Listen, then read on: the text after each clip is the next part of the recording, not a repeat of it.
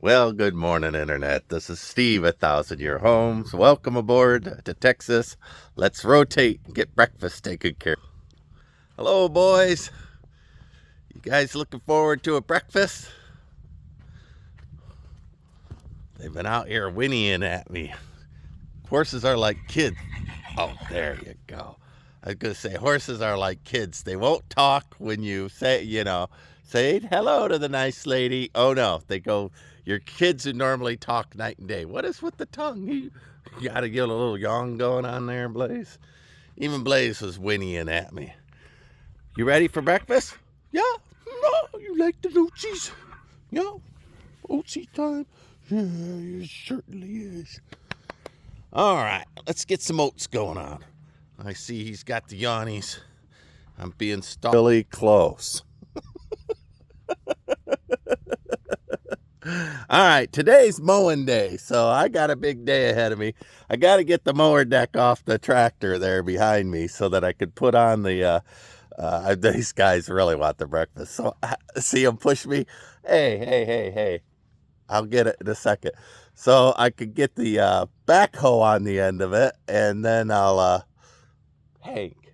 so then I can dig foundation. I've got Leah coming out because I want to put a foundation underneath that thing finally, and I might drop it.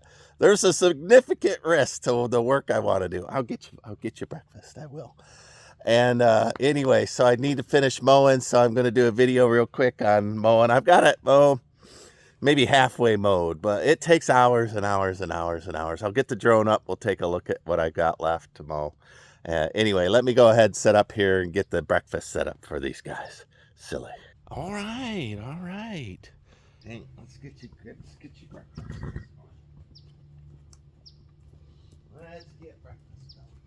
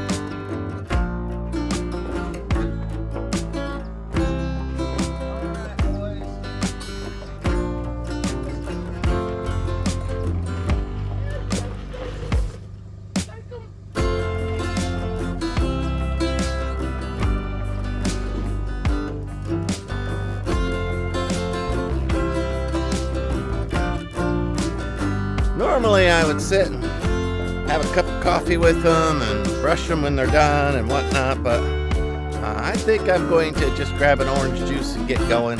Let's take a walk about, take a look at the work I have to do.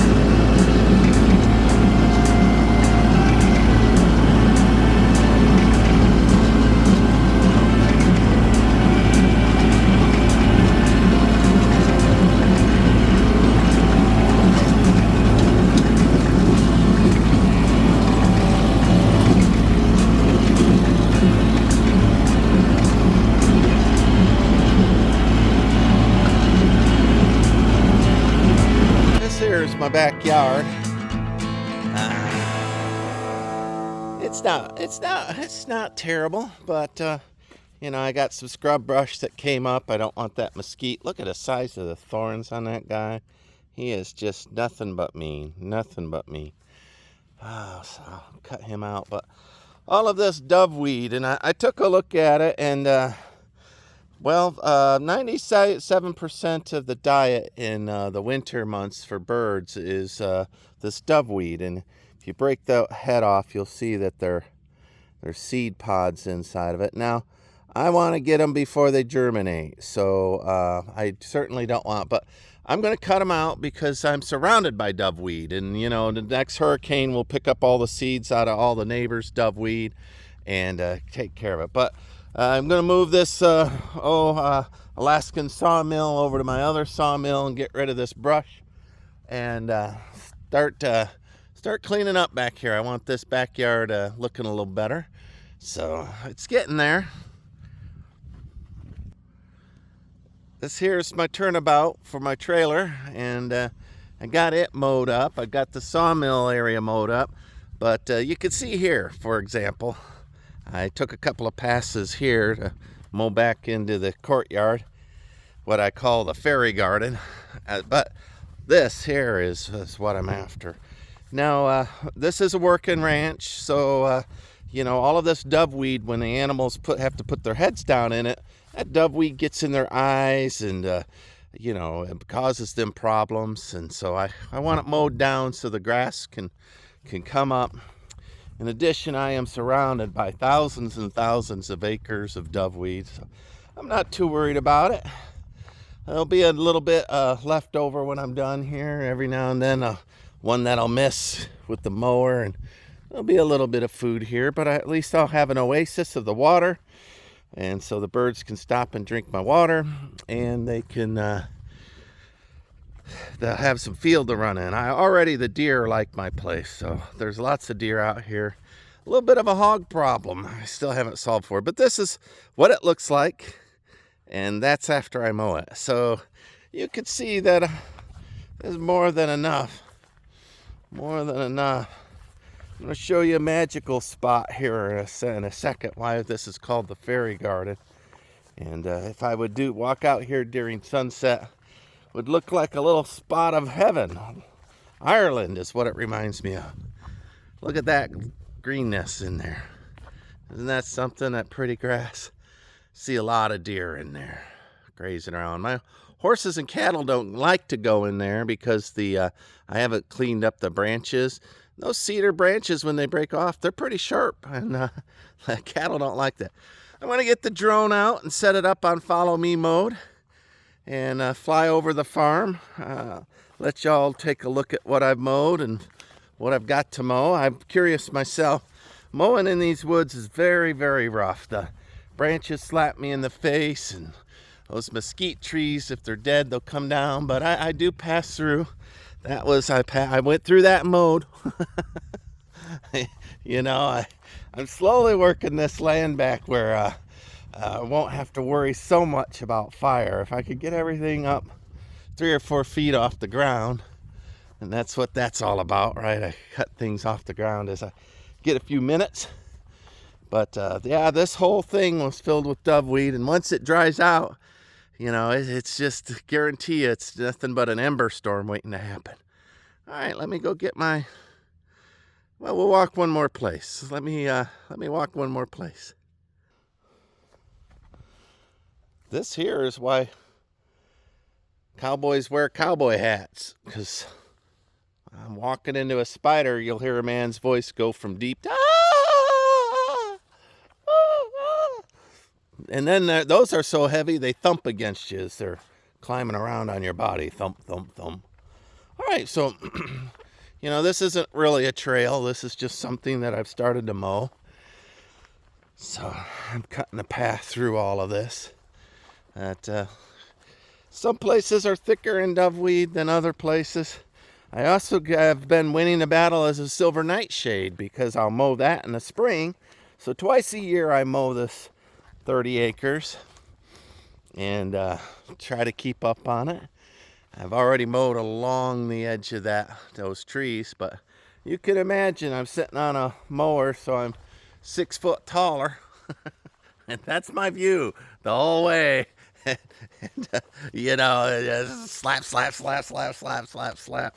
So it's quite the bit of exercise to mow this thing out and try to make it fire, I won't say proof, but fire manageable, where I could get in here and my mower deck was on, I would mow a brush fire out. And if my tiller was on, I would till a fire break, which I have, cut a fire break in. But there we go. This field here is where the animals hold their conventions. So packs of coyotes and wildcats I've got in here, and many a deer. The wild hogs come back in here. It's quite the celebratory environment, these fields. Just enough shelter to make everybody feel good. Oh, I carry, I don't know, 15, 20 wild turkeys around on this property as well on a regular basis. So I've already mowed a path in here where I can walk through it. But that's what I'm after today. I need to get that done so I could put the backhoe back on my tractor, because the next phase is to get a foundation underneath my Connex, the bedroom suite, the ensuite, so that I could button it up for the winter and get something on the bottom of it temporarily while I get my earth bags around and get that all designed up. In addition, by cutting this out, I'll be able to start pulling some timber out of here too as well. So I think I've got some timber here, and then my neighbor he keeps saying, "Steve, when you gonna go do it? When you gonna go do it?" And I keep bumping along, but he's offered me to go up there and cut some of his dead timber too as well. And the drought has really damaged our forest out here, and great big old trees, just some of them have given up. So their loss will be my gain, and I'll be happy to get them out of there because otherwise they'll just catch fire. So I've already gotten a little bit. Let me rotate. There you go. See, a little bit of a log yard coming in. Not a whole lot, but a few, and that's some oak. Got 3 or 4 more like that size to go get. So those will be running up and down between the 2 buildings there, and then I'll build a roof on the top of it. So, alrighty, I yammered enough. Let me get a drone in the air. So.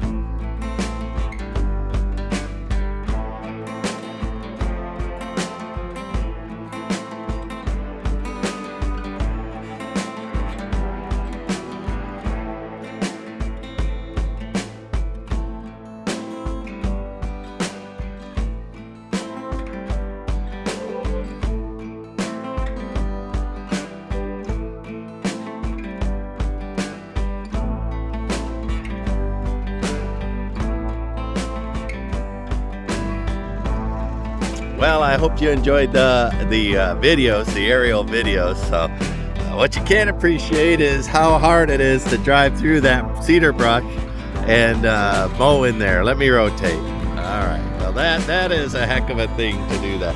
This little drone is all right. That was on follow me mode and it did all right. I crashed it into the oak tree.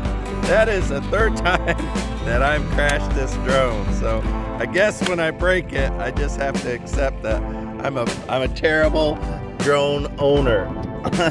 Poor little guy. All right, you hold this down for, and you can watch the buttons go dead. You know, 1, 2.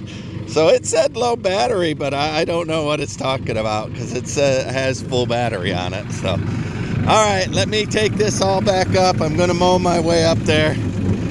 And as you can see, this field doesn't have much chick seed in it. And it's because, you know, I maintain it. I mow it, but I'll mow these out because if I leave that, I don't know what, there's 100 seeds in these maybe. I don't know. Each seed head seems to have 2 or 3 in it. Yeah, that one's got 3 in there. So I don't know. Each plant will. I want to get them before they're done germinating. The honeybees got done with this last week, so I want to cut it before it's germinated. All right, let me put my stuff up and get to work here like a real farmer would.